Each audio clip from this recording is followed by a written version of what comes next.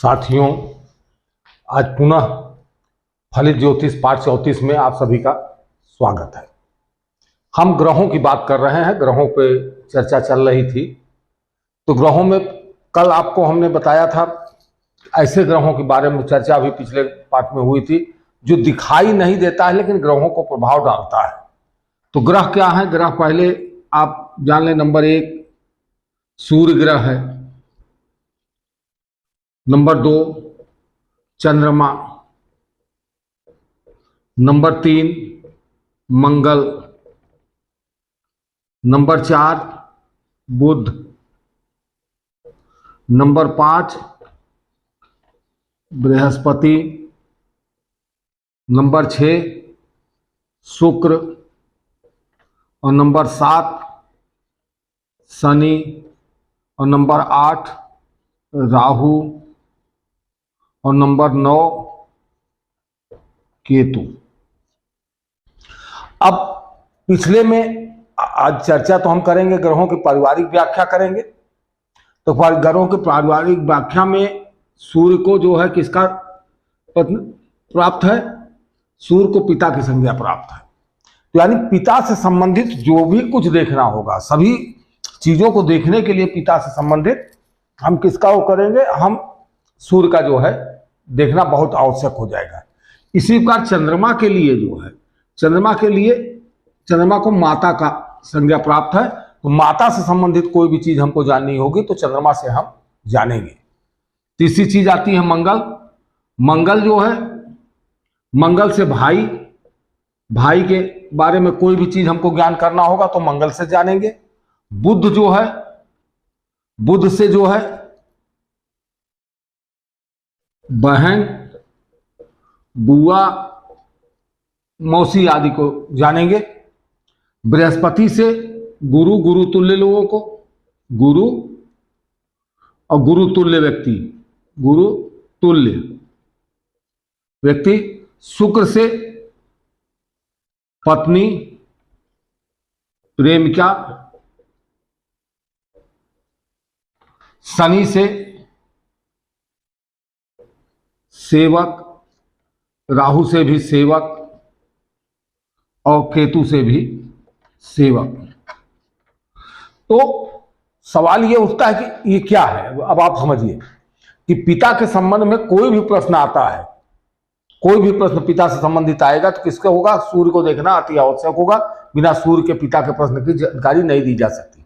इसी प्रकार माता से संबंधित कोई प्रश्न आएगा तो चंद्रमा से ही चंद्रमा को देखना होगा। चंद्रमा माँ का कारक है तो माता से संबंधित प्रश्न को चंद्रमा से देखा जाएगा।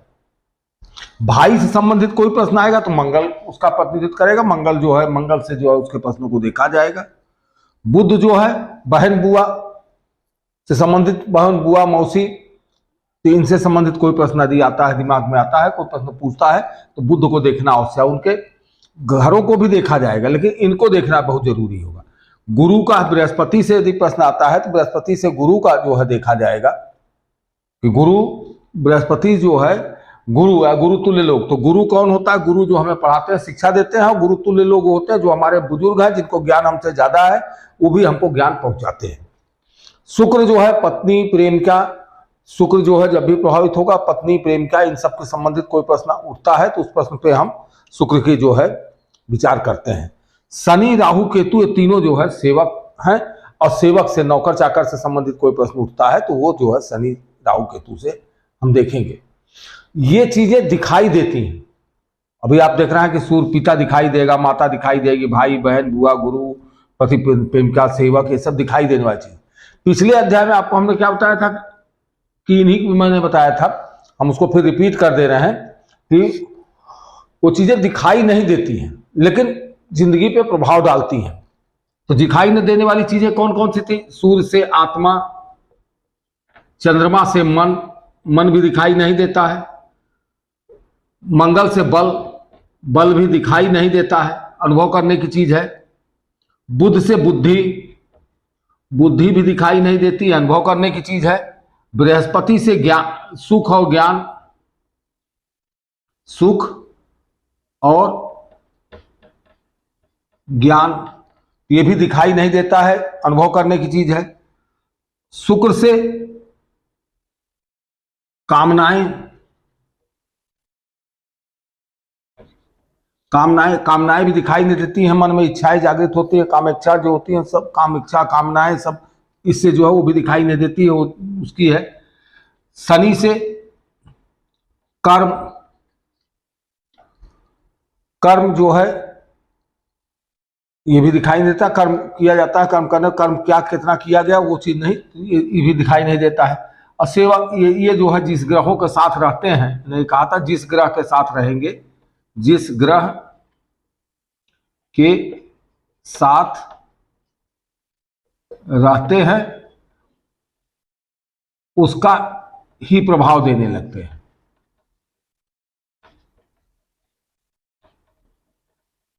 तो अब बात यहां तक आई कि आप इससे अब जान गए क्या, फल कथन की तरफ आप बढ़ रहे हैं, जैसे से बढ़ रहे हैं। इसमें ये मैंने स्त्री पुरुष को भी बताया कि कौन कौन से इसमें पुरुष ग्रह है, कौन स्त्री ग्रह है, तो भी चाहे तो आप पीछे थोड़ा सा जान ले। सूर्य जो है पुरुष ग्रह है, पुरुषोचित गुण होगा। चंद्रमा में जो है स्त्री ग्रह है।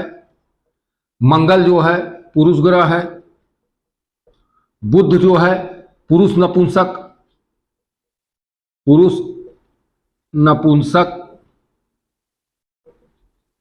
नपुंसक ग्रह। बृहस्पति जो है पुरुष है। शुक्र जो है स्त्री ग्रह है। शनि जो है स्त्री नपुंसक। और राहु केतु, राहु स्त्री ग्रह है, केतु पुरुष ग्रह है। अब इतनी चीजें आपको हमने बता दिया है अभी तक क्या बताया, ग्रहों के बारे में जो हुआ इतनी चीज हुई, और फिर रंगों के बारे में बताया है कि रंग किसके किसके ग्रहों का रंग कौन है। अब फलित में भी एक उदाहरण के तौर पे आप देख लें कि सूर्य ग्रह कहीं किसी के लग्न में, अब मान लीजिए लग्न कुंडली ये है आपकी, एक उदाहरण आप ले लेते हैं, हम एक उदाहरण चला, जबकि आगे ये विस्तार से बताया जाएगा, लेकिन फिलहाल जो चीज चलती है उसको हम चाहते हैं थोड़ा बहुत आपको इंटरेस्ट जागृत रहे। तो ये मान लीजिए कि सिंह लग्न है 5, तो लग्न सिंह है, तो अब अभी आप समझ में आ जाएगा लग्न जो है यही इसी भाव को लग्न कहते हैं, और 5 लिखा है तो सिंह लग्न है, और उसी आगे से आप लिख देंगे 6, 7, 8, 9, 10, 11, 12, 1, 2, 3 और 4, तो ये पूरा कुंडली एक बन के आती है। अब बात आती है कि सूर्य जो है, और सूर्य मान लीजिए लग्न में ही बैठा है, यहां सूर्य बैठा है, तो सूर्य लग्न में बैठ गया, तो आप फल कथन क्या कहेंगे? सिंह लग्न है, सिंह लग्न में ही सूर्य बैठ गया, तो यानी अपने राशि में सूर्य बैठा हुआ है, तो सूर्य बलवान हुआ। बलवान होकर तो सूर्य क्या है, पुरुषोचित गुण है, तो ऐसा व्यक्ति क्या है पुरुषोचित गुण का होगा, पिता को, और ये जो है अच्छा पिता होगा, और आत्मबल से आत्म से बली रहेगा।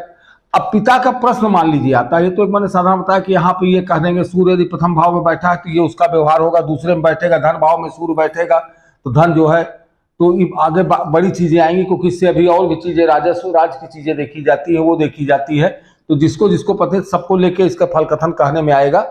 अब पिता की बात करते हैं, तो पिता की बात करते हैं तो आप 1 मिनट के लिए ये जान लें कि पिता की, जब भी हम पिता की बात करेंगे तो पिता के लिए 9वां भाव, यहां हमने आपको बताया था, यहां से पिता को देखा जाता है, तो इस भाव को तो हम देखेंगे ही देखेंगे पिता। तो यहां कौन सी राशि है? मेष राशि है, तो मेष राशि में है तो पिता कैसा होगा? पिता जो है बहुत परिश्रमी होगा, घूमने फिरने वाला होगा, नौकरी करने वाला होगा, बाहर, ये सब चीजें बाद में कैसे ये जान रहे हैं, ये चीजें आगे आपको बताएंगे।